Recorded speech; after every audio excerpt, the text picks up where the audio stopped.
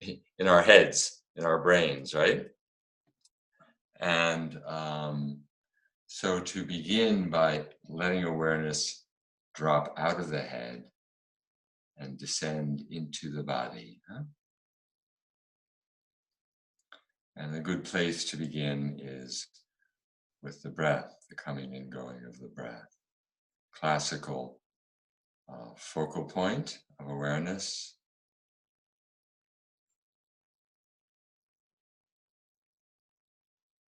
Good thing about the breath is that it's always present, it's constantly changing, it's readily available.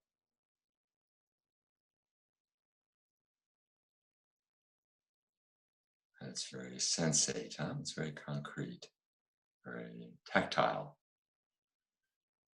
And you can be aware of the coming and going of the breath at the nostrils, or the rising and falling of your chest and belly as you breathe. I did this form of meditation for 10 years, for the most part.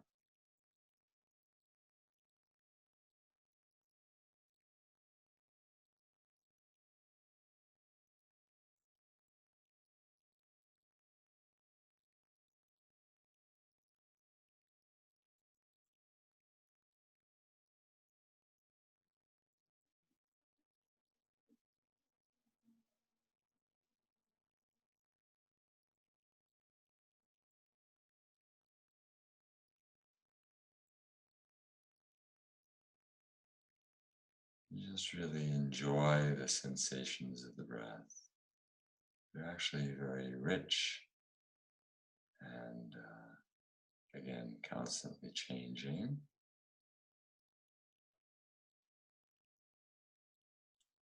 And as you rest your attention on the breath, the thoughts and feelings will come and go, but no problem, nothing to do about that. Just allow them to come and go. If you find yourself caught up in thought or caught up in the narrative, the drama, just notice it and come back to the breath. This is the classic uh, pattern, the classic injunction in mindfulness meditation. Huh?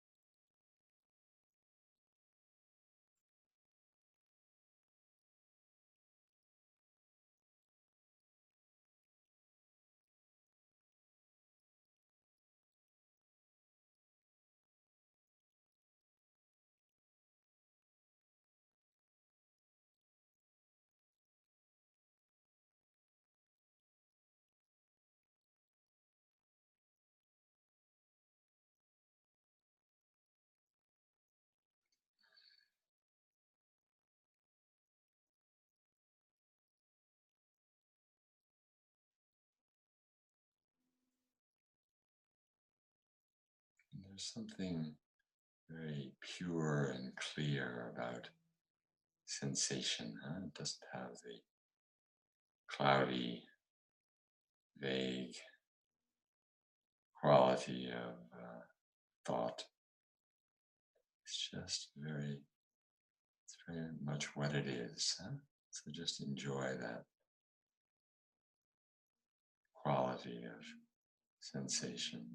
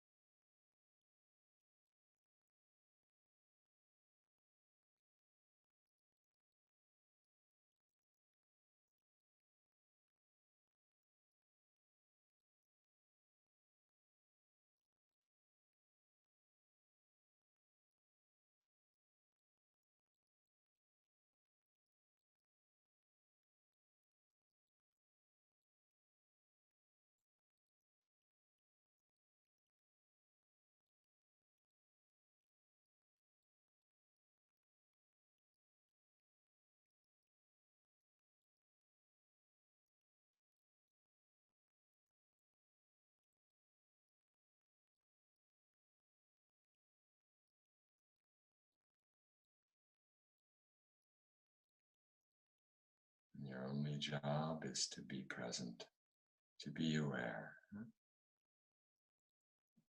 The breathing takes care of itself.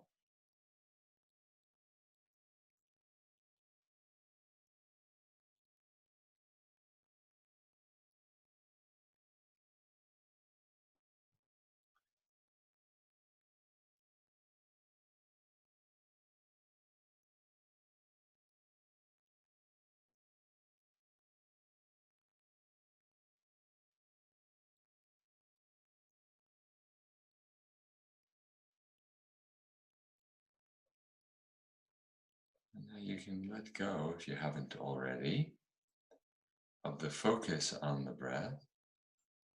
And just allow your awareness to naturally expand, which awareness is naturally expanded, actually. So you're letting go of any focusing and allowing awareness to open to sensations in the body, throughout the body.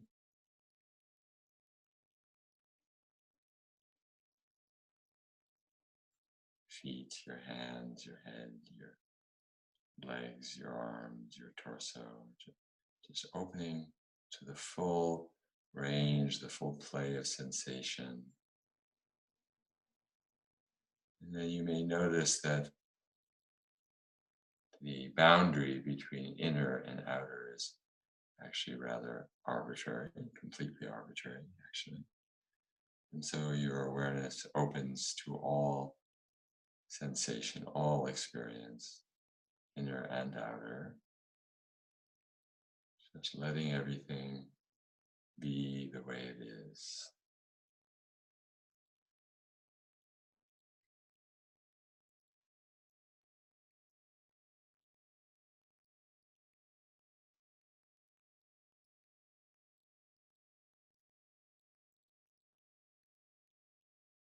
No need to control, no need to manipulate, no need to get anything to be different from the way it is. Complete relaxation of being as we open to what is just the way it is.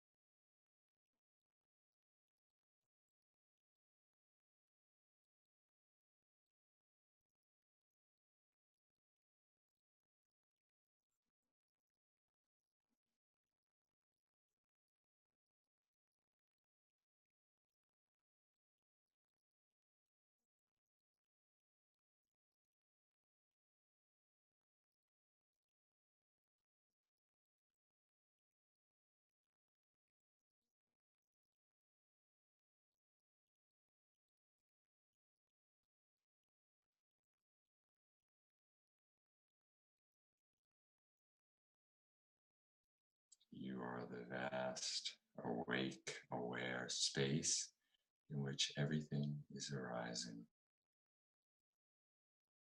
All experience, inner and outer, arises in you, in the awareness that you are.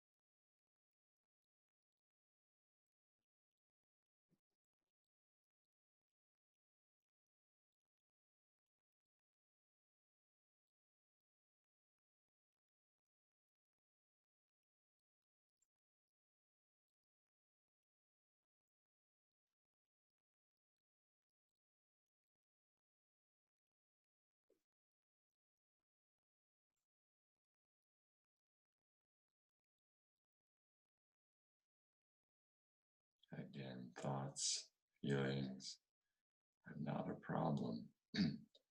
They're just another arising in what you are. See, most of the time we're arguing with reality, aren't we? It's too hot, it's too cold. I'm not getting enough of this, or I'm getting too much of that. We're constantly manipulating, changing, pushing away, holding on.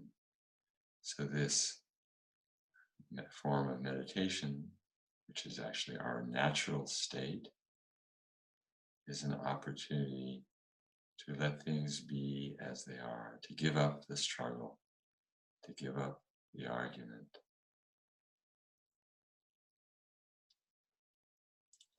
Just be.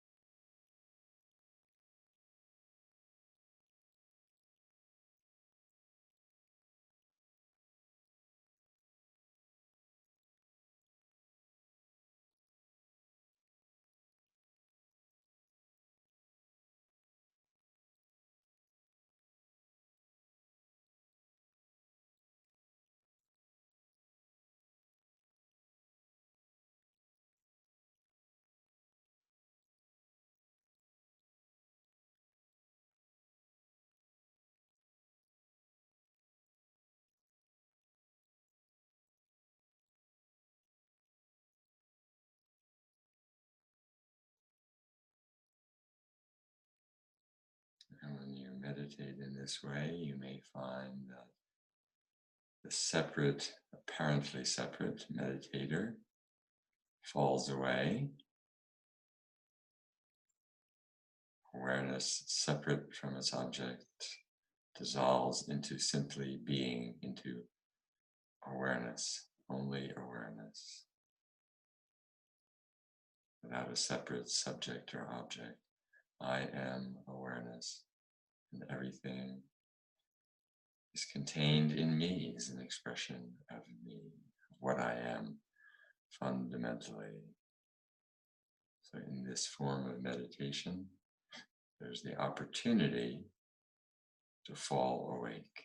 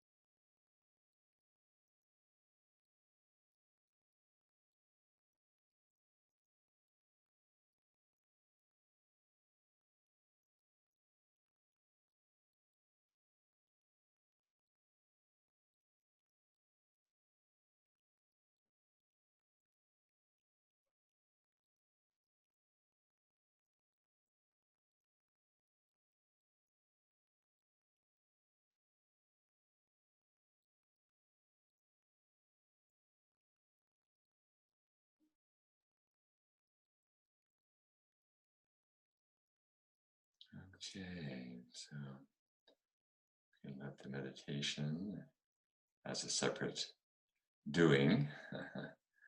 You can certainly continue to be open in this way throughout your day. That's the whole point of meditation, is to prepare you to be present and awake in each moment. And I'd like to dedicate the virtue of this practice of meditation to all beings, and particularly to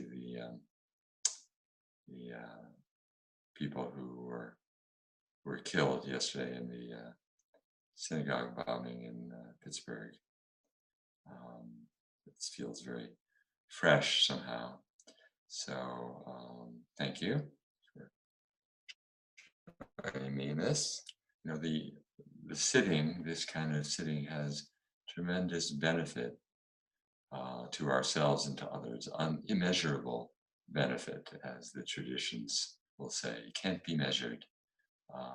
It may seem like a very simple practice, but when we let go of our self preoccupation and let go of our attachments and just open in innocent presence, innocent looking to what is, and allow everything to be the way it is, this attitude permeates our life, and it's, of course, the ultimate antidote to what we find more and more these days, unfortunately.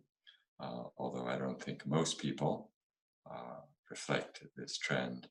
I think it's just something that's getting a lot of publicity, but doing practice like this extends to every level: political, civic, social, and benefits all beings. So, just as a reminder, you're meditating not just for yourself, but for everyone. Okay. So, namaste, welcome. This morning, beautiful Sunday morning, wherever you are. So every time I choose a little topic, the topics are kind of arbitrary, just what happens to be coming to me in the moment. And of course, when we do our discussion, our dialogue, you're welcome to ask questions about anything to do with this direct approach to spiritual realization, to awakening, to um, non-dual reality. But for today, I wanted to talk a little about the importance of clear realization, clear and genuine awakening. You know, um, there's a tendency, I think. Of course, I work with people as a teacher, mentor, counselor, so I listen to many people's issues when they come, and there are a number of tendencies.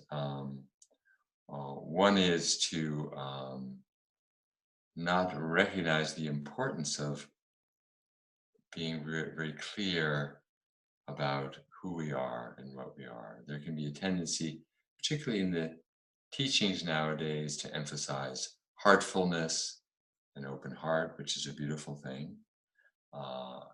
To emphasize being very kind to ourselves and embrace all of our imperfection, which I also very much emphasize. But at the same time, it's always, using my hands here, there's always both sides. Uh, it's also very important to get really clear on who we are, to have a clear recognition, and to have a genuine awakening. Now we can listen to teachings on YouTube or Buddha at the gas pump or read the books and we can get a very good um, sort of conceptual representation, right, of the teachings, and we can have a sense, a feeling of who we are. We may have a felt sense of it. I am awareness. I am awakened awareness. I am consciousness, which is all pervasive, the nature of everything. You know, there is no separation. There's only one. All these beautiful teachings, right, which can inform our lives in a very powerful way, in a very important way. Uh, but at the same time, we need to make them our own, right? We need to see them for ourselves directly and irrefutably, you know, so that we know them in our not only in our heads, but in our hearts, in our bones, in our flesh. And this is what the great masters are talking about when they talk about genuine spiritual awakening. Huh? So on the one hand, when I emphasize that, when we emphasize that, it can create a kind of striving, right? A sense of, gee, I really want that. I need effort to get that. And then it sets up a kind of a tension, right? So we don't want any stress, you know, to be introduced into the process. At the same time, there is aspiration. There is a longing to make it our own, to see it for ourselves, which I think fuels the process, right? Animates and fuels the journey of awakening. Without that, there is no path, you know. Uh, and so there's a tendency to collapse the path, as I mentioned in my little blurb about this talk. There's a tendency to think, well, I already am awakened awareness, and I'll just rest in that. And then suddenly we think we are at the fruition stage. But as I mentioned, there's ground, there's path, and there's fruition. So the ground is yes, I am awareness, I am consciousness, I am Buddha nature, I am whatever word we put to it. Words are not important, folks, they're just pointers. They're pointers to direct your attention to the truth of your being and to guide you to discover it for yourselves. Um, so the fruition is the recognition of the ground for yourself in this body and mind, right? In the Zen tradition, this is called the gateless gate. In the Advaita tradition, it's called the open secret, right? Uh, it's a secret, but it's open, right? So if it's open, how come it's a secret, right? Because you don't recognize it yet. And until you recognize it, it's still a secret. But it's open because it's never been hidden, even for an instant. Okay. It's being shared openly by teachers, sages throughout history and in the present time, but it remains a secret unless you realize it for yourself. So there's that paradox. And you could call it a tension, not in the sense of stressful, but there's a tension between knowing it at one level, but not really knowing it at another level. There's a kind of dissonance. And that dissonance brings a longing, a desire, a motivation to experience it for ourselves. And this tension, this slight tension, is crucial to fuel the journey, to fuel the path. Otherwise, there is no path, right? Because there's no motivation. I think I've already seen it. I've read the books. I got the gist of it. I got the jargon. So no need to engage. That can be a kind of misunderstanding. At the same time, if we think of ourselves as completely ignorant and having no inherent awakening, then of course we're going to make ourselves miserable. So the truth of your being is always already present to you. It is that which is looking out through these eyes, experiencing life through this body and mind, awareness, consciousness, your true nature, your natural state, always already present and available. Right? And at the same time, unless you wake up to it, it's only inherent, it's only inchoate, it's only uh, uh, there as the background, but not experienced in the foreground. So that is the kind of slight tension. In Zen, that's the gateless gate. Huh? You know, once you're on the other side of the gate, you realize there never was a gate to begin with. But when you're on this side of the gate, it seems like there's this big barrier between you and the truth. Huh? And once you've passed through the gate, the barrier, you realize that there never was a barrier. No. You realize that you always have been, always are, this awake, aware presence, which is actually the substance, the essence of what is. See? And I can say that to you. And when I say that to you, everything is contained in those words. The truth is fully expressed there, right? But it's only a pointer, right?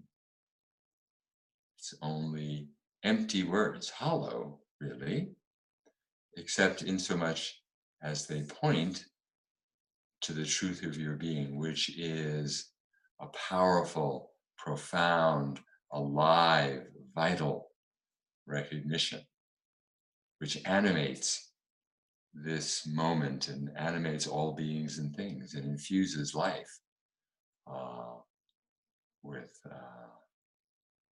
meaning and purpose and truth and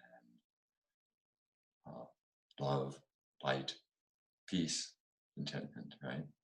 But again, until you realize it for yourself, the fruits of awakening won't make themselves available, right? Which is why we continue to come to satsangs like this, right? Why we continue to read and listen.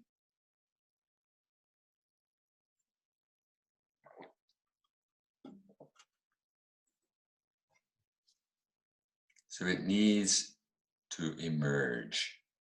If we trivialize it and say, well, it's always present, it's just who I am, there's no need to do anything, I'll move on to the next thing, then we don't recognize the precious nature, the profound nature of this realization.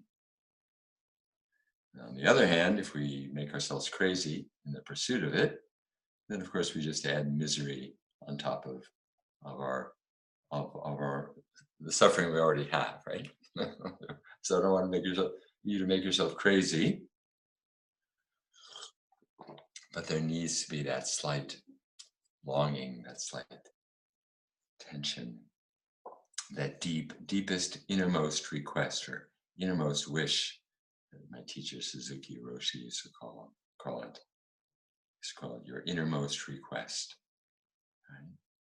The innermost request is to know the truth of my being once and for all. The call, the calling.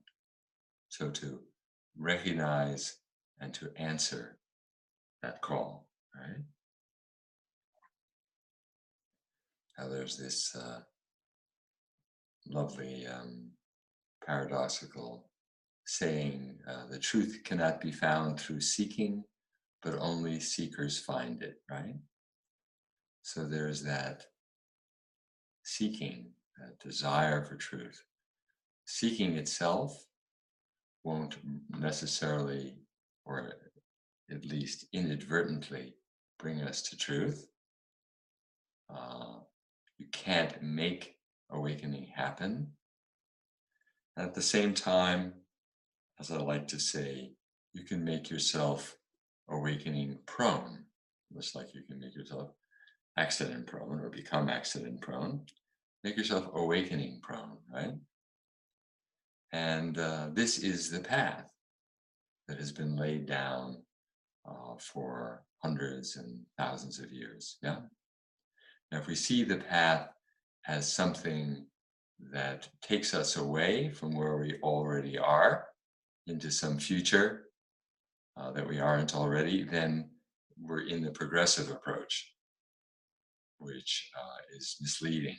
Makes us think, it's something out there that we need to attain that we don't already have. So it's really the direct path. That's why it's called the direct path. It's pointing us back to the truth of our being that's already present and available. But again, unless there's a path, there may be no realization. So, what is the path? The path is listening to the teachings and really taking them in beyond the mind, letting them really deeply affect you, okay, to act on you. And then it is to sit quietly, as we've been doing, and rest in being, rest in awareness, open to what is just as it is. And then to, from time to time, you may feel an inclination to inquire, which may occur and often occurs most effectively in those moments of deep resting. The question may arise, and to whom is this experience occurring? Huh? Who is experiencing this moment right now? Huh? That's the deepest question. Who am I? Right? But I find that it's more productive to ask, who is hearing this sound? Who is experiencing this sensation? To whom is this occurring? Huh? This is very experience near, very direct way of asking the question. And let the question resonate. Okay. The purpose of the question is to take you home. It's a pointer to lead you to who you are. It's not something to try to figure out with the mind. It's like a bell that rings, and you let the bell resonate deep inside. Let that resonance affect you deeply, so it elicits some realization from deep inside your being. That's the point of the question, to evoke, to elicit the truth. So to listen, to rest, and to inquire. Listen, of course, can be read as well. The important point: when you read, when you listen, you're not listening or reading to accumulate more knowledge. So in that sense, just listening or reading a small amount can be the most effective, like a homeopathic dose, right? Less is more. And in fact, listening to the same teachings over and over again, reading the same teachings over and over again, if they resonate for you, can be very powerful. You don't have to go on to listen to more. There's a tendency to go on to the next teacher, the next teaching. Well, if I just go to listen to Muji, or if I go listen to Rupert Spira, if I go listen to, Aja Shanti, or there's someone in England now who everyone's talking about. Let's listen to them, And so we're constantly moving and shifting, going on to the next one, you know. And it's lovely to hear the truth expressed in different ways, and sometimes hearing it in a new and fresh way can open us uh, to a new dimension. But at the same time, there's a great virtue in listening over and over and over again. There's an old expression, you're not going to go very deep if you keep digging a hole in a different place. You know, I'll dig a hole over here, and then you come back and the dirt's falling in again, and then you got to go dig a hole somewhere else. So keep digging the same hole with the same spade can be very powerful. Keep listening to the same teachings. And of course, the risk is that you become bored. And as my teacher, one of my teachers, Chogyam Trungpa, used to say, boredom is really good news, right? Being bored means the mind is starting to get tired. And when the mind gets tired, it opens the opportunity for the teachings to really go deep. Okay, so the tendency is I get bored with this teaching, I'm going to go on to the next teaching. So I would suggest to you that you keep moving through boredom, especially if the teachings resonate for you. When I met my teacher, Jean Klein, I listened only to Jean Klein. I read only Jean Klein for years. I had no interest in anyone else. I'm not saying that's the only way, just telling you what worked for me. I wasn't interested in Ramesh Balsekar. I wasn't interested in Ramana Maharshi. In fact, I knew nothing about Advaita Vedanta. I had no idea what it was when I met Jean Klein. But what I knew was this guy had what I wanted. And I was going to listen to him and hang out with him until I discovered it for myself. So, there are other ways of doing it. That's what worked for me. This person has it. This woman, this man, she has it. He has it. I want what she has, what he has. And I'm going to listen and really take it in and inquire until I've discovered it for myself, huh? So until that realization is my realization, right? That's what it's all about. It's not about, oh, God, I just love the way this one expresses himself or herself. Oh, I'm just really in love with this teacher. It's great to be in love with a teacher, but that love is intended to bring you home to what you're in love with here, right?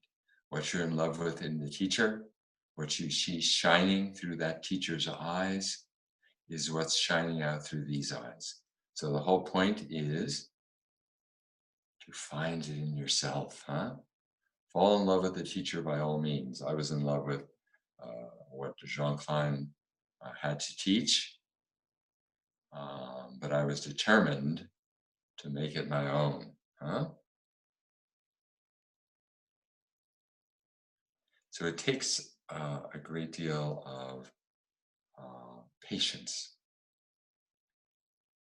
I have to laugh when people come to me and say, I've been reading this stuff for several years now, and I've been going to retreats and I still don't understand it. I'm starting to really get impatient, and I'm thinking, I just laugh.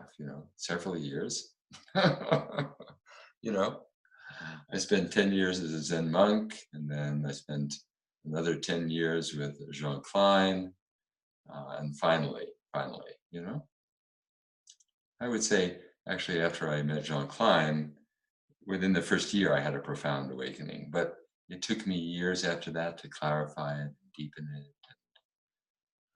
So the fact that you've been listening to these teachings and going to retreats, which I highly recommend, by the way, because I do get people who come to me and say, yes, I've read all the books, I've been to Bat Gap, watched Bat Gap, and, and I'm still not understanding. I say, well, have you ever done a retreat? They say, well, no, I really don't have the time for that. And I would say retreat is the next step if you're still dabbling in the books and the videos. Immerse yourself in retreat, throw yourself into retreat, or the School for Awakening, which comes up in January, if I may plug my event, which is an opportunity to come back week after week after week, deepen, clarify, receive the teachings in an ongoing way. This is what the monks and nuns did. They would go away for 3 months or a whole lifetime and receive those same teachings again and again, meditate again and again. So retreat is a powerful next step. But again, we need to have patience. We can't leapfrog over the process. It takes as long as it takes. And the thing I say most often to people who come to me is, I think you're doing great. You're on the right track. You're doing everything you need to be doing. Just keep going. Right? Sometimes I will say, go a little left or go a little right, or, do a little more of this, or, but mostly I say, you're on the right track. Just keep going. And you don't know how long it's going to take.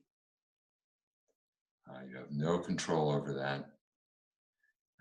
All you can do is immerse yourself in the process, give yourself wholeheartedly to the path.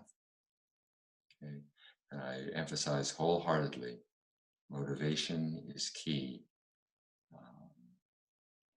And just keep going.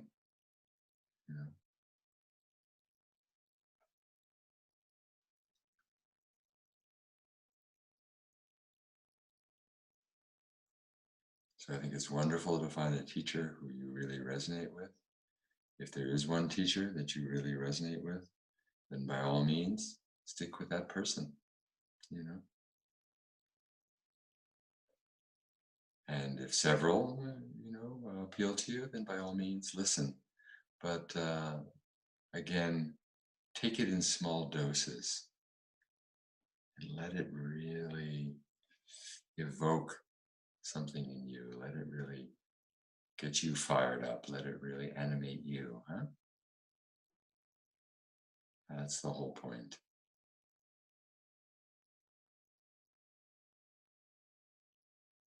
It's already available to you, always. It's right here, wanting to wake up, wanting to express itself, wanting to look out and see that everything is an expression of what I am. That's what we're all looking for. That's what oneness means. Everything I see is an expression of what I am fundamentally. There is no separation between inside and outside, right? That's the recognition. But that has to be alive here, right? So that's my little teaching for today. And now we have the rest of our time together, another hour to explore.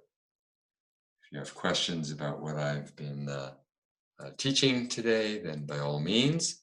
And if you have questions on other teachings you've received in the same vein, happy to pursue whatever line of inquiry and questioning you want to pursue. So I open it up to you. Okay.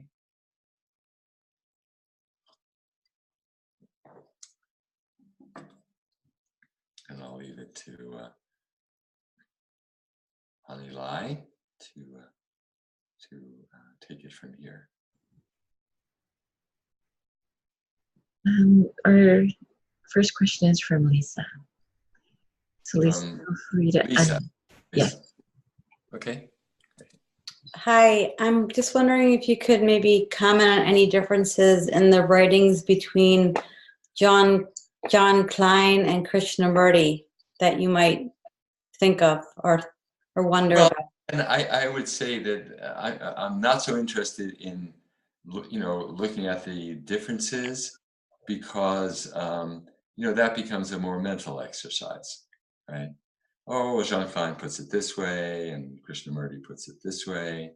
I think they're both wonderful teachers, and one may appeal to you more than the other at different points in time, right? So, go with what appeals to you, with what you resonate with. I'm sure one could talk about the differences. I never studied Krishnamurti, so in fact, I'm not a person to ask about that. But even so, I don't think that's necessarily fruitful for you in terms of what will be most beneficial for you on your path. It's more like what resonates. You know, does Krishnamurti resonate for me? Then by all means, read Krishnamurti. Jean Klein, by all means, read Jean Klein. Thank you. Does that make sense? Yeah. Thank you, Lisa. Yeah.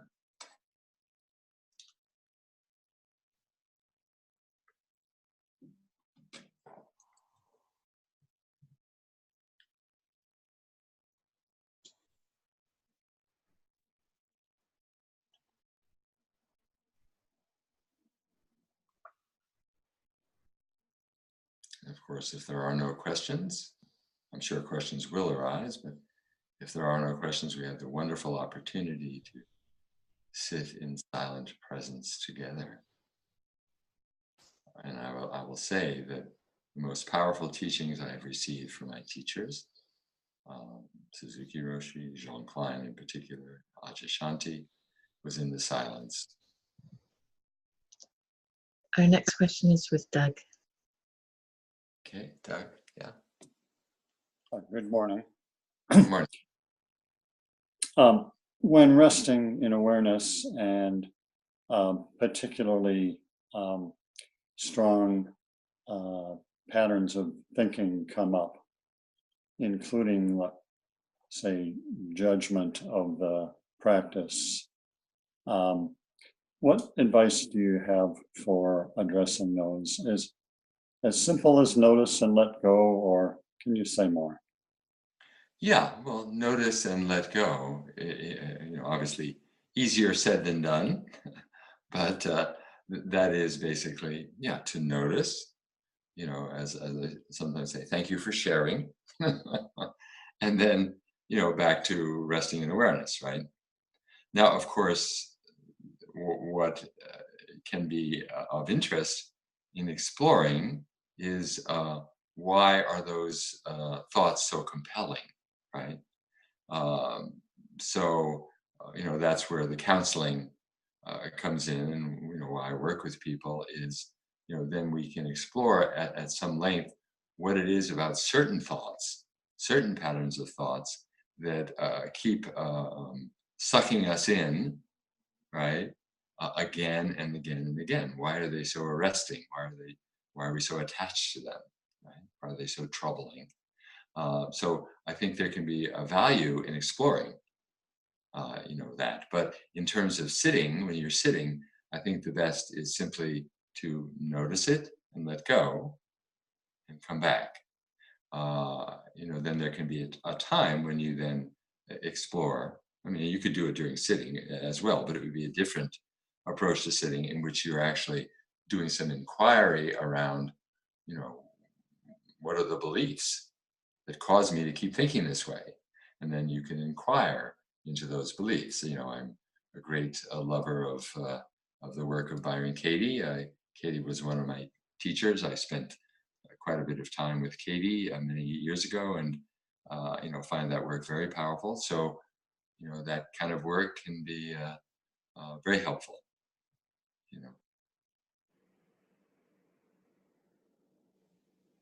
Okay, does that make sense? Thank you. That's Yeah, you're welcome, Doug. Yeah. We all have our particular beliefs, and thought patterns and stories that are very arresting, right? Are very captivating, that we strongly identify with. It's the identification with the story or the narrative, which is what creates this sense, or at least perpetuates the sense of being a separate person, which is the source of our suffering, and which is why they're so arresting, why they're so captivating. Mhm.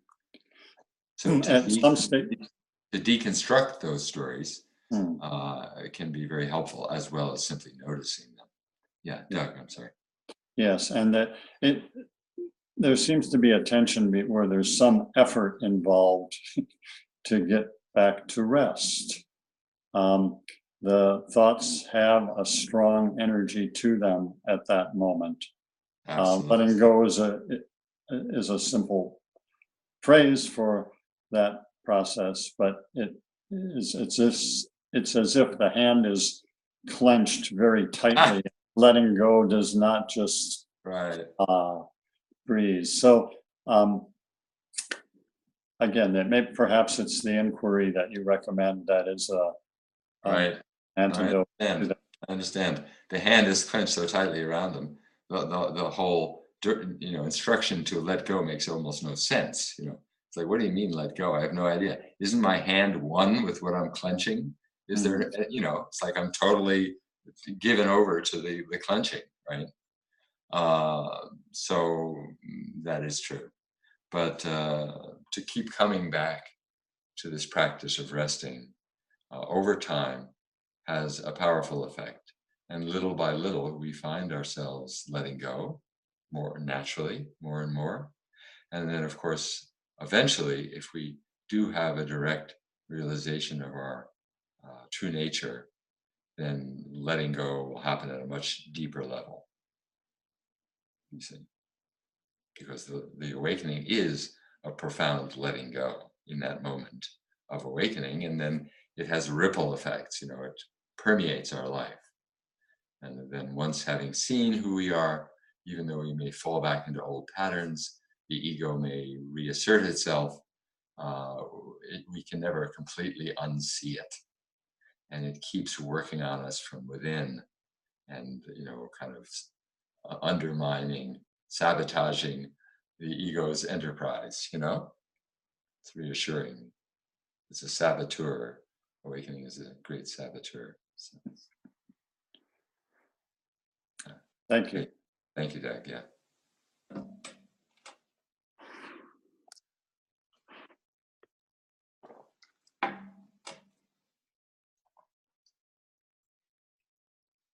See some familiar faces out there. Mhm.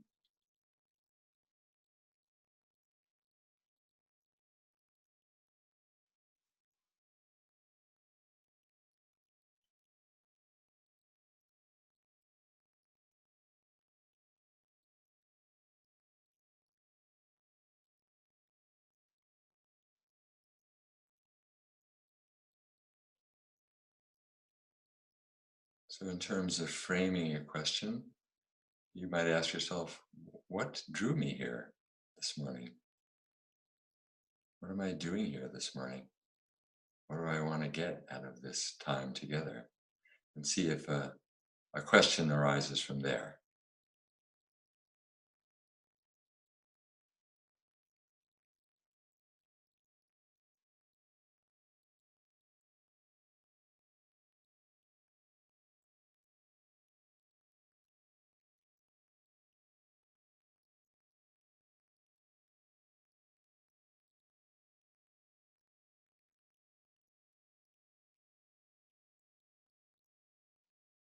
Moments like these of being together in truth, which is what satsang means, are really precious. Huh?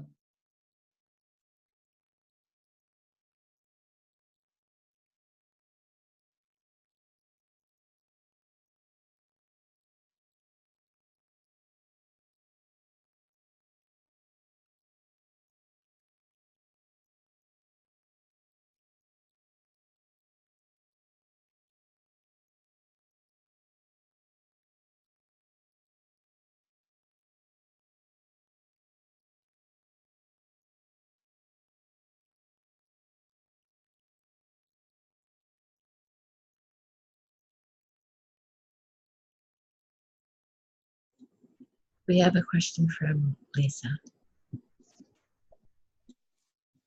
Lisa, yes.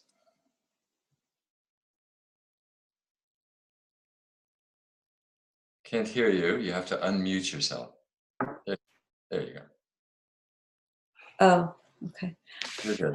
Can you hear me now? Yes, good. Okay.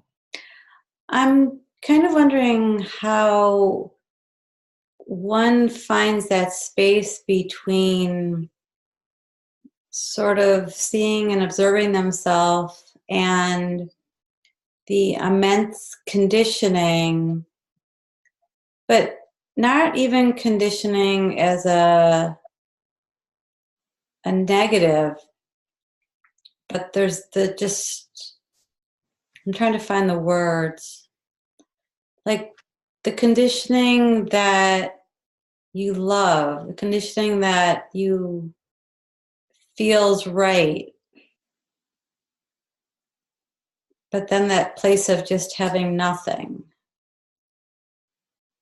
Like I'm wondering how to find the middle, that balance of being in both places. I'm actually not sure what you're referring to. So could you explain a little more? Like to have certain beliefs about the world, and you can't know anything to be absolute truth, but you still want that absolute truth, or at least to have it be part of how you view the world. Well, see, in this approach, I'm not sure how familiar you are with what I teach, this basic approach. But in this approach, beliefs are not necessary. And in fact, we're actually interested in seeing through the empty nature of all beliefs and seeing reality as it is directly. That's what we aspire to. That's what we're pointing toward, is toward a clear seeing beyond belief, right? So every belief is a relative perspective. It's a standpoint, right? No belief is more true than any other belief. They're just different standpoints, right? And so what we're looking to discover is that place of clarity and presence and awareness, which is beyond belief, right? And open to reality as it is, right? So we're not encouraging holding on to any conditioning, you know. I mean, we're not going to slash and burn conditioning. We're not going in there, and doing violence to our conditioning, of course. And we are conditioned beings in ways that are essential. You know, we know where, we know how to cook food and go to work and get our job done, and all that's conditioning that we really value, right? But we're talking about conditioned beliefs, stories about reality. We're interested in seeing stories as stories, simply, and then finding the truth beyond the story. Does that relate to your question? That was my understanding, at least. Yeah, maybe it's just that the condition, not the conditioning, but the messages are always coming in all of the time. Coming in from the culture at large, you mean? It could, yes, that's one aspect. It could be an email. It could be, you mentioned the shooting in Squirrel Hill, and there's an email, there's a vigil, come to the vigil. And the mind says, oh, do I go to the vigil? Do I not go to the vigil? Do I want to go to the vigil? Do I not want to go to the vigil? Should I go? What do I want to do? Is that how one expresses? Is that the way I wish to express it? And the thousands of, in a millisecond, are there. Right. And to find that space of every moment to step back from it. That's right. Yeah, that is the challenge, isn't it? To find what they call traditionally that still small voice, right? To find that still small voice inside that intuitively knows what's right and doesn't have to sort through all the different voices in your head, right? that's part of what we're doing here, is to discover that silence, that still place inside where clear seeing, intuition, truth come from, right? So that's really what we're about, is to find that deeper place, you know. And in the midst of all that material coming at us from all directions, yes, it's confusing, isn't it? Hard to know. Well, because there's no, I mean, there's right and wrong, but there's, you look at like ethics or treatment of humans, but in the place of decisions, there really is not a right or a wrong. There is no absolute right and wrong. There's only what wants to happen in this moment. And only you can know what's right for you to be doing in this moment. There's no absolute outside authority, right? And the way to find that is to be able to see beyond or sense beyond the welter of different stuff that's happening in your brain. And again, through meditation, through realization, which we're talking about here, then there's the ability to drop out of the mind into that deeper knowing. Yeah. So it doesn't happen overnight. Yeah. It's a part of, again, the path that I described. Okay, yeah, it's a great question though, Lisa. Thank you. Thank you. Yeah. And especially in this world now, we're being asked or being called to respond, I think, more and more.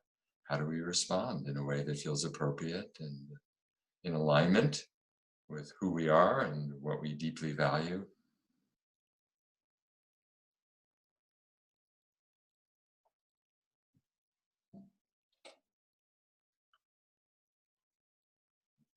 So this is not a passive process either, right? It's about how to act, how to move through the world, how to respond, right? From that silence, the stillness, the truth of our being.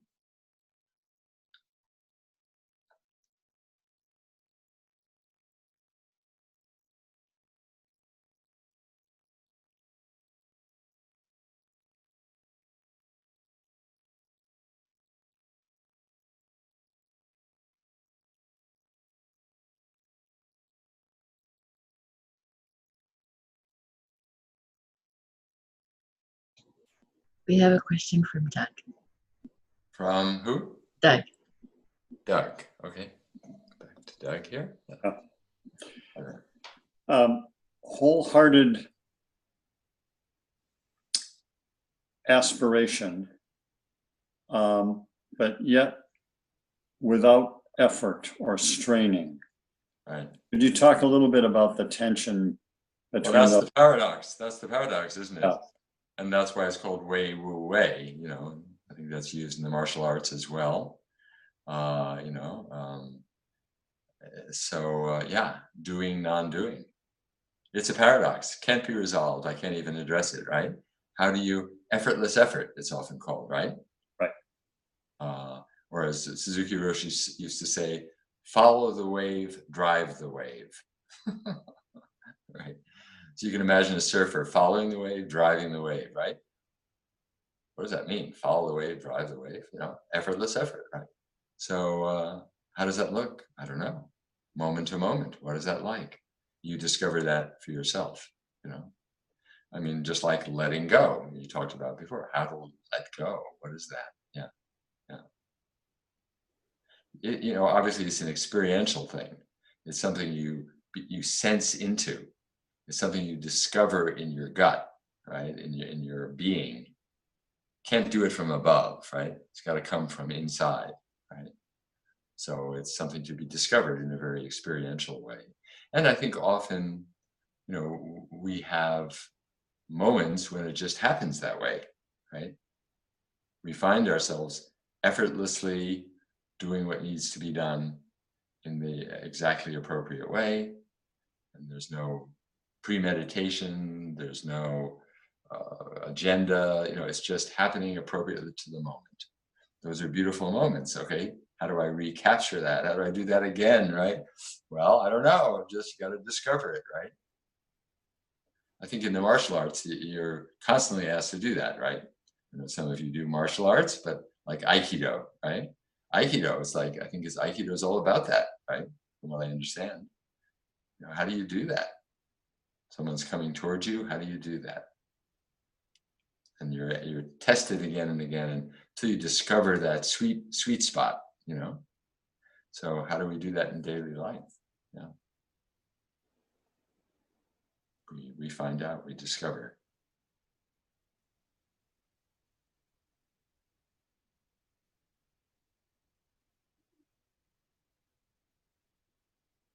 Thank you. Yeah, thank you, Doug. Mhm.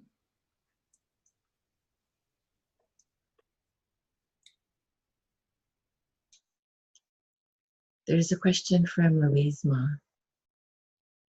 Louise, yes. Oh, hi, Louise. Nice to see you. Mhm. Can you hear me? I hear you now. Okay. Um, I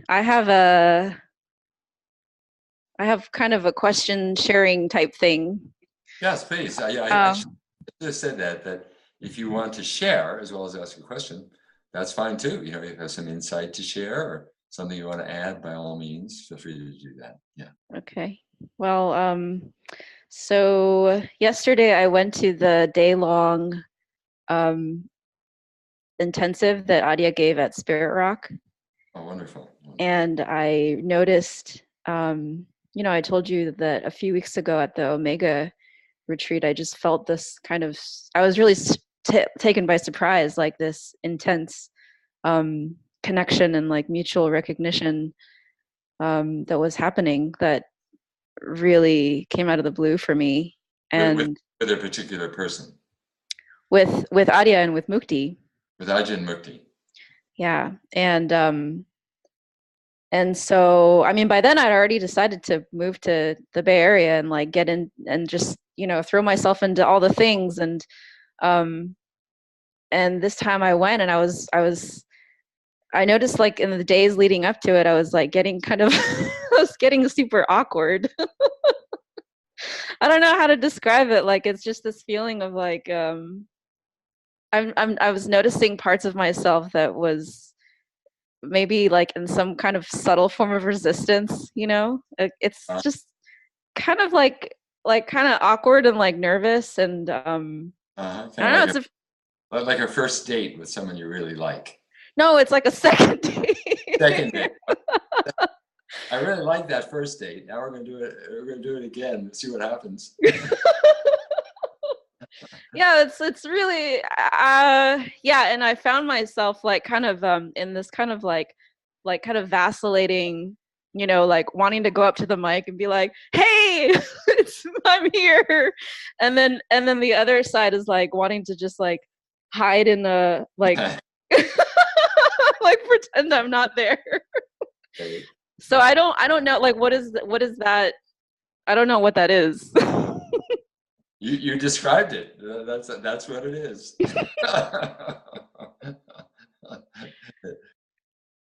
It's I don't know. I guess I'm still surprised that I'm. Well, how was it to be there after all that that leading up to it? I had this. I felt like throughout the day, I felt like throughout the day, I definitely was like peeling back more and more layers, and I left the day actually feeling really raw. I think I was tired. I woke up at like 5:30, and then I didn't have enough water, and I probably didn't have enough food by the time I left. And I think I was about to get my period. So I think all of these things added up to like, I just left the session just being like, oh, why do I feel so heavy? Like all of the insights and all of the experiences was just like amounted to nothing, so heavy, so isolated. And then I went to bed early. I journaled a little bit, and then I went to bed early. And then this morning I actually had like a very vivid dream of revisiting my pet rats who died like 8 years ago in the apartment fire, and just like waking up and like crying a lot, like grieving more. So I'm glad that, you know, I feel like whatever process that started had some kind of a resolution. Yeah. Um, Yeah. but I guess it's a very vulnerable maybe the feeling I have with him, like even as he's like I happened to choose a seat that was like right on the walk, right against the walkway, so I could see him a little more clearly, and that happened to be the one where he would walk up and down, you know, and every time he walked by it, I'm just like, oh, where do I look? What do I do? Why is it a big deal? Uh-huh. Yeah. Yeah. Yeah. Oh, that's sweet. Sweet to share that. Yeah, there's nothing to be done about it. It just is what it is. You know, it's just sweet. It's, you know, and it's partly an expression of how much it means to you and how important it is to you and how close to your heart the teachings are and the teacher is. And so I think it's just a reflection of that, you know? Yeah. Yeah. Yeah. A wholeheartedness that we're Yeah. talking Yeah. Well, I'm finding what you're saying today in the talk really relevant, because there were a lot of moments where I found that I was hitting that spot with him and his teachings. I was like, oh, this is like the 10th time I've heard this. I'm just gonna close my eyes now. Right. That's great. Close your eyes and just let it wash over you. Yeah. You know, and Okay. don't even try to understand it anymore. Yeah. You know, you can give up trying to understand it and just let it wash through, and eventually it will bear fruit. Right. Right. Yeah. You Yeah. I can found that. trust that Sorry. process. You can trust that. You can trust that process. Yeah. I found that the pieces that were really I felt like I was just getting pelted over and over and over. And I know that this is like not him or the teachings even. It's my own kind of yearning of like um wanting to to like, you know, be of service or give back in some way that kind of sings. And it's funny how synchronistic the like kind of the collective mind is that day yesterday too, because people were going up to the mic and literally asking the question out of my mouth. So, Right. yeah, yeah, Yeah. Again, trust the process, especially when a group, you know, as you said, the collective mind, the collective was moving through right, that whole day, you know, in a way, a right, magical, mysterious way. Yeah. yeah. Well, I guess I have a little mini second question, and it's Sure. it's about the collecting the teachings, and you know, I am someone who is very intellectually curious, and like it is very valuable for me to learn through a lot of different kinds of, you know, viewpoints. And I went to visit the San Francisco Zen Center last week, and there was this lovely a woman priestess who was giving a like an 8-week talk on the Zen patriarchs. And it was interesting to kind of read. I just joined in on one class, and I looked at all the handouts, and it's interesting to see like the teachings that I've gotten through you and through Adia and through some other non-dual teachers, through like the pure like Zen, you know, not even like through Alan Watts or through Suzuki Roshi, like just very kind of dry textbook style, talking Mm-hmm. about like the different forms of concentration, the different forms of I see. seeing. So I don't know, I left kind of being on the fence. I was like, oh, I feel like I'm maybe a little inundated now with teachings, and I originally showed up at 7:30 to do the sit. So but then on the other hand, I'm also like very curious, and I'm like, well, maybe it would be valuable. So I'm kind of on the fence. Yeah, I don't know what to say about that. You Mm-hmm. know, I think, you know, intellectual curiosity, of course, is fine for what it is. Mm-hmm. But I do think that the danger, the risk is that you'll make things much more complicated than they need Right, to be. right, And Buddhism, which of course, you know, I was a Buddhist monk for 10 years, and you know, studied a lot of, and also studied Tibetan Buddhism as well. So Buddhism is full of complex lists of this and that, and multiple techniques that are, you know, go on endlessly. And you can get lost in that. Yeah. So that's the risk, is it just gets endlessly complex and takes you away, which is why I teach the way I do. I don't teach Buddhism. I teach truth. I'm not interested in teaching Buddhism. Other people, they may want to teach Buddhism, and that's fine. But, Buddhism is Buddhism, and awakening is awakening. And if Buddhism leads to awakening, great.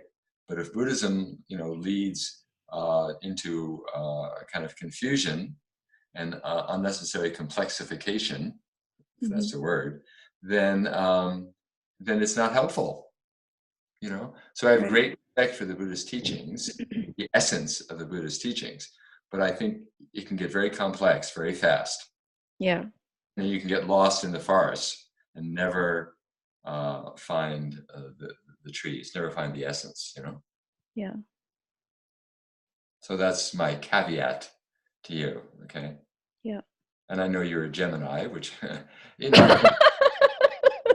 and Geminis like to see all the different points of view, and they're very intellectually curious. Curious is a Gemini word. So to just notice that as, it's natural to you, but it's also, it can be a pitfall, right? Yeah. So just to be aware of that. I guess what I was sold on in sitting in on that class was that she was gonna go over like old like poetry written by the master. Right, I know. Read the poetry of those great teachers. Yeah. Bodhidharma, right? The third patriarch, the sixth patriarch. Read their sutras. Read the third patriarch's, Unbelieving in Mind Sutra, or the sixth patriarch sutra. Right. That's where the essence is. And even that, you can get caught in that. But if you find the essence in those words, that's what it's about. Yeah. Okay? Yeah. Great. Thanks, Louise. Thank you. Yeah, you're welcome. Excuse my little dose of astrology there. But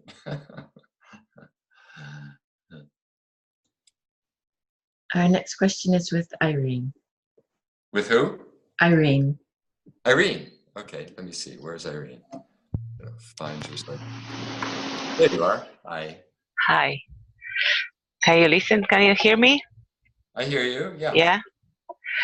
So, your introduction, you mentioned something about that you cannot guarantee somebody awakening, but you have, I don't know, methods or something to be more awakening prone. And I would like if you could talk about that. Oh, the methods? Yeah, what you mean by being more awakening prone in your daily life. I don't know, something more like a method, if you, something that you can share. Sure. Well, first of all, I would recommend my book, Wake Up Now, which goes into great detail, and also my other book, Beyond Mindfulness. So if you're looking, they both have quite a few guided meditations in them, and I talk about some of the techniques or the methods. But we did one today, of course. We began with let's see, where are you? You disappeared. There you are. We began with a form of meditation, right?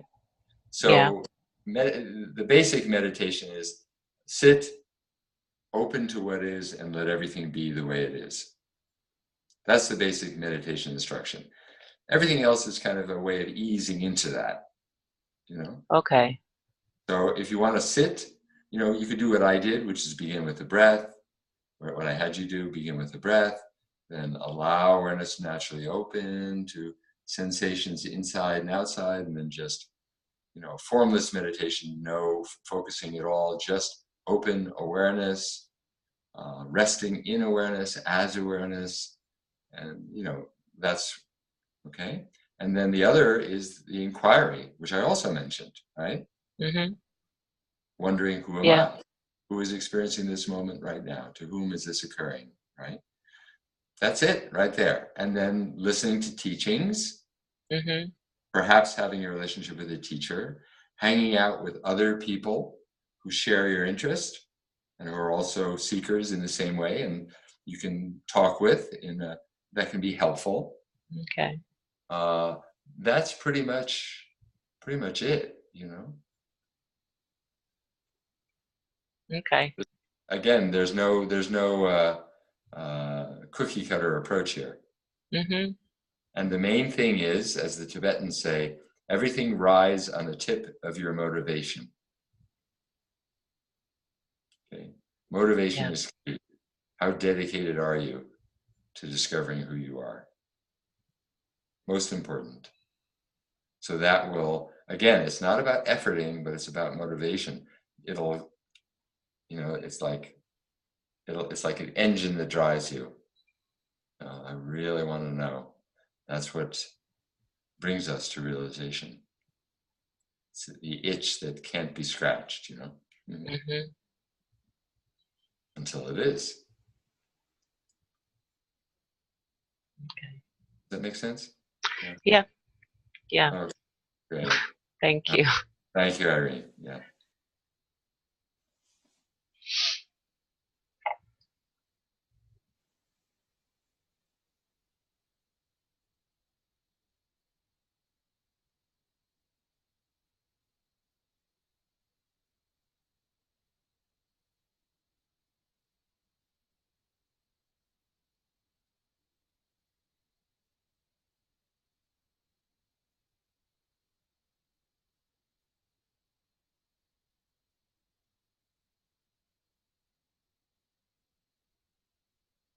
Julie, do you have anything to ask or share? Hope you don't mind if I call on you. Hi, Stephen. Good to see Hi. you. Good to see you. Yeah. I'm just very much enjoying the silence that's behind your words Mm, and the community that's holding it. Hmm. beautiful. Yeah, that's the whole point, isn't it? The silence behind the words. Yeah. So my mind has just kind of dropped away, Great. and but I'm asking the question, you know, who is it that's experiencing this? And there's really no words. Great. Great. Great. Thanks for sharing. Yeah. Good to see.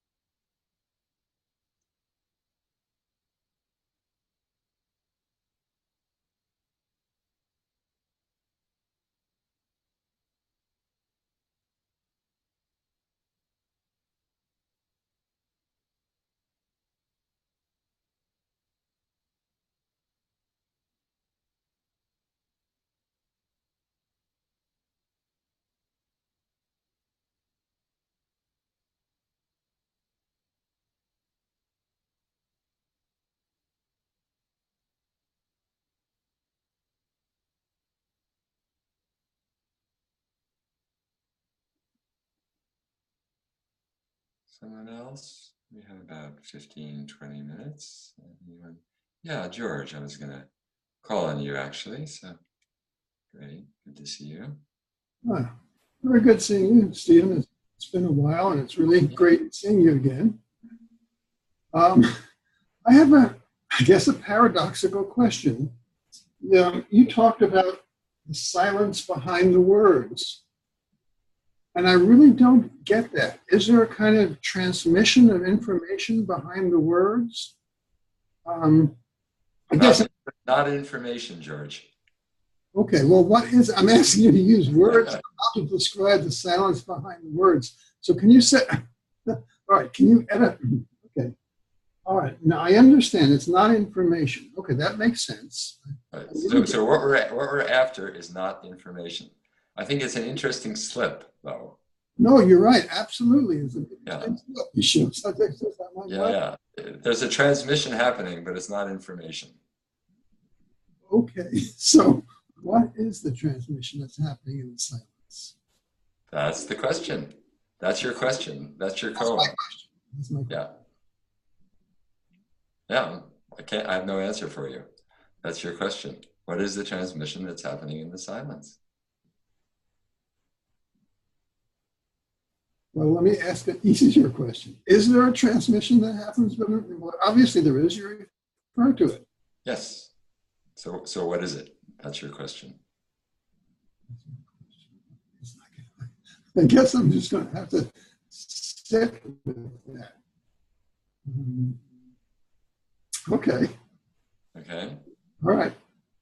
I mean, not okay, but yes, okay. Good. Okay. Yeah, just sit with that. There's a famous saying attributed to, I think it was Bodhidharma.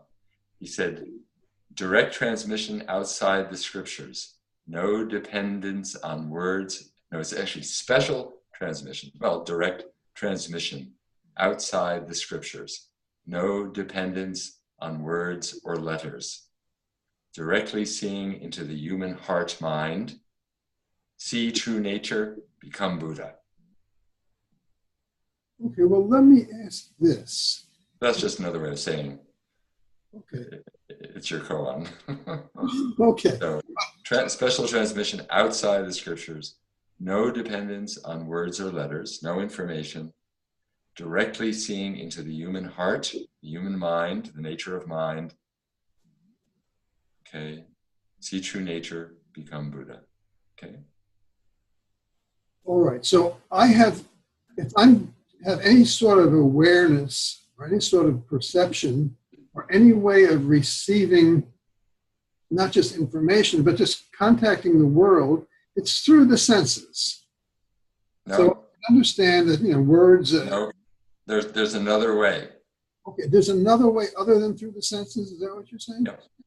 Okay, that's what I really don't. Not through the mind, not through the senses. Not through any of the senses. Huh. Okay, I don't get it. I'm gonna have to just. Okay. Okay. Not through any of the senses. So I'm receiving, not information, I'm receiving something, energy, something. Something. Right. Okay, you say so. Something you can't put your finger on and it's not a sensation, it's not a thought. Something is being transmitted. What is it? See, that would be the classic Zen koan. Okay. Okay. Okay. Sit with that. I will. Thank you. Yeah, no, I think it's great koan for you. Okay.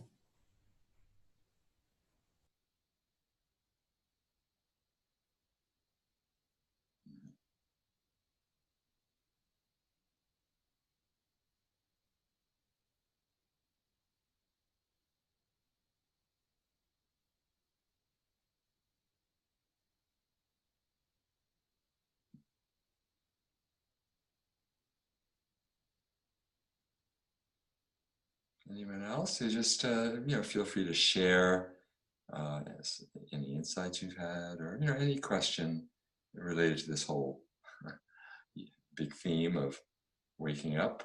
Feel free. Don't feel it has to be a certain way. I'm very open to whatever your question might be. Yes, Doug. You mentioned earlier retreat as a valuable thing to do. And would you say a little bit about the retreat that occurs at the end of the School for Awakening? Oh, it's a virtual retreat. It's on, Yes. yeah. Mm-hmm. Could you describe it a bit, please? It's just what we're doing here. Okay. More of the same. Again, form-wise, it's just the same form. What's amazing is in the School for Awakening, we meet, I think it's 12 classes, and then we have a retreat at the end. And, somehow, even though there's nothing to say, I always find things to say, but it's all coming from the silence, right? And so there are different ways of talking about the truth, that different pointers that are effective at different times for different people. And, we go through it week after week, and certain things will resonate for you and light up for you and, really catch you, and others won't. And that's why there's the virtue of meeting week after week after week and listening again and again and again. Different ways of expressing. I have notes that I draw on, but it's mostly coming from, the truth right now. There's so many different ways of expressing what's true, and that's all it is. That's the content of those classes. That's the content of the retreat. It's the same thing. We're just, but it's not boring. I don't find it boring, believe it or not. And, people in the school don't seem to find it boring, you see. And eventually over time, it seems to us like we're chipping away at the resistance, at the misunderstanding, right, and at the belief systems, whatever. So it's more of the same. Yeah.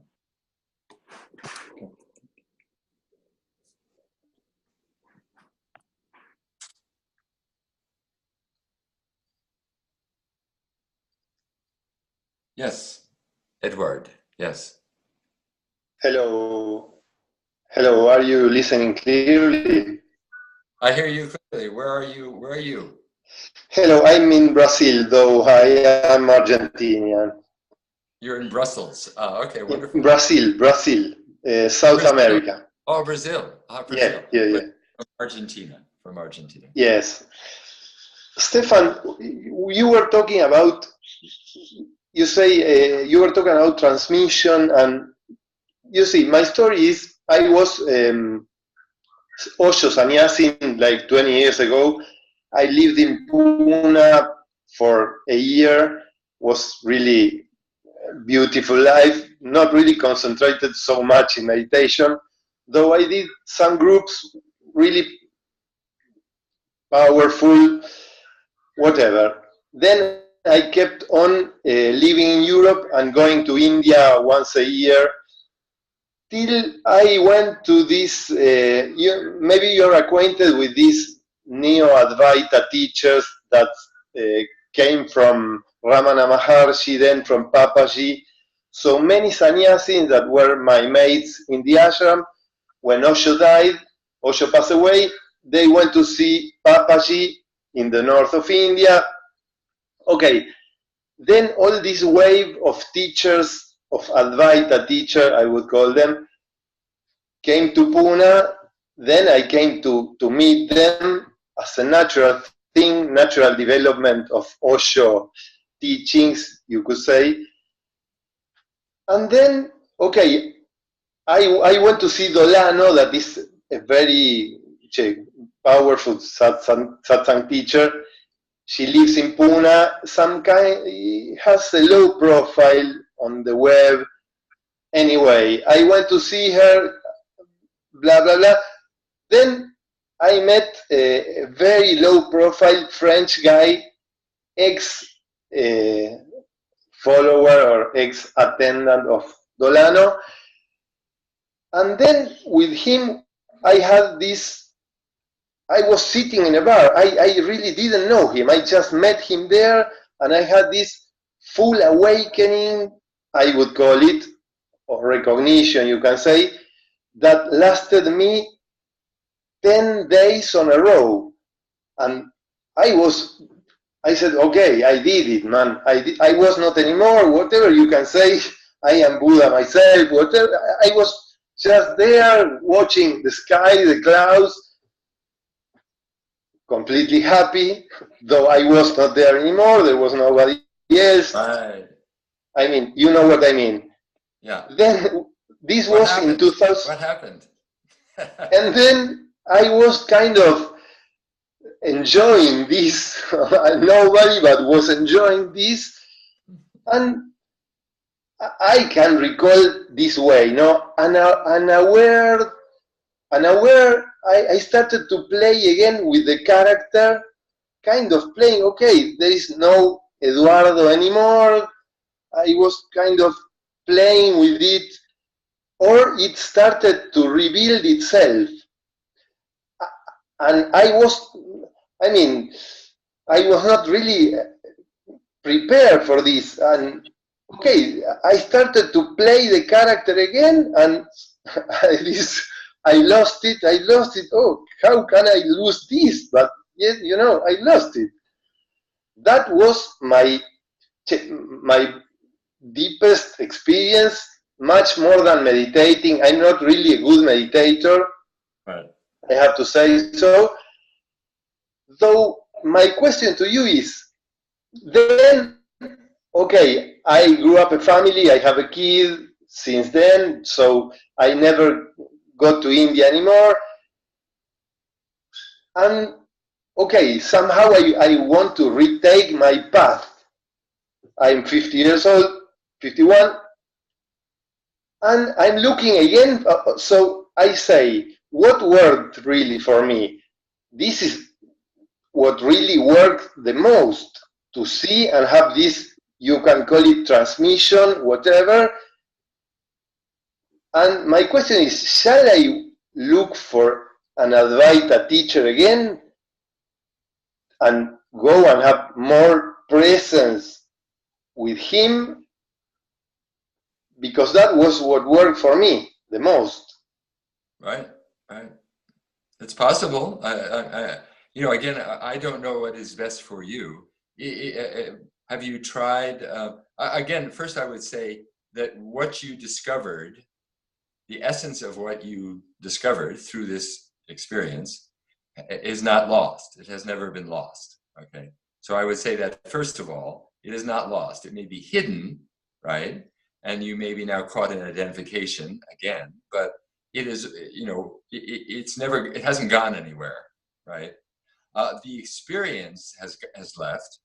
You're not having the same blissful experience of gazing at the clouds and being, sort of blissfully one. That is a state, right? The state, yes, has gone, but that which abides, that which it lasts, is not a state. The stateless state, the natural state, has not gone anywhere. And that is what is looking through these eyes. That is what is experiencing this in each moment. So the attention needs to be turned back upon yourself and back upon that which is aware. What is that which is aware? Who is that? What is that? And I think you'll find, if you pursue that, if you look for that, that it's still there. It's never left. And in discovering that, maybe there'll be some recognition. Oh, I have this story that 20 years ago I had this experience, and I've never had that experience again. But in fact, in reality, it's still the same. The one who's looking is still the same. It is. It's never changed. And it's not Eduardo who's looking. It's, that which is, aware of Eduardo. It's that which is aware, awareness itself, right? Okay, I understand what you mean perfectly well, though somehow some part of me is clinging to this automatic unidentification, that because of course I'm referring to a fact that is past, that was an experience, some part of it was an experience, but experiencing the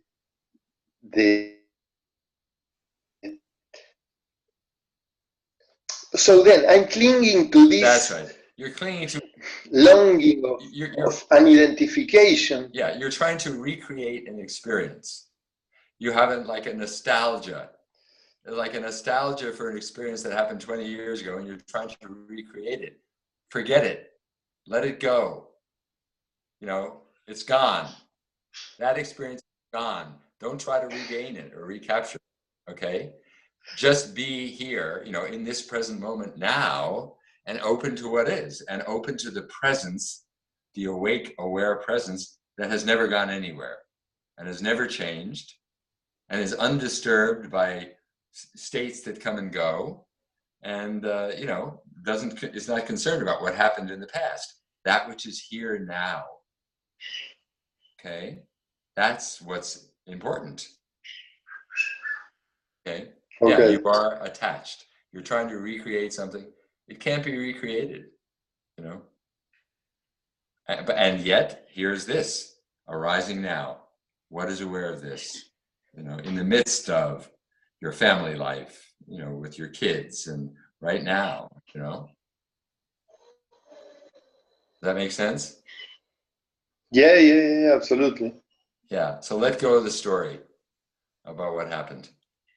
It's just a story, after all. It's a nice story. What happened in India? You know, it's like a travelogue. I went to India and I had this experience. So what? What about right now? Right? In this moment. Let go of the story and just open to what is right now. Okay? Thank you, Stefan. Okay, my friend. Lovely to see you and talk with you. See.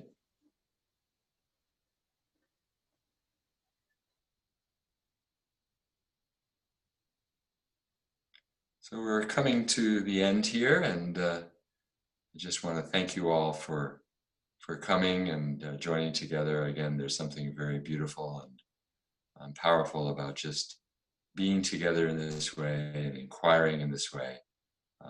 Nothing quite like the community that forms around these deep questions and the truth of our being. And again, I invite you, if you're interested, to consider the School for Awakening, which begins in January. It's 4 months, a little more than 4 months of intensive inquiry, teachings, guided meditations, etc. So some of you might be drawn to that. And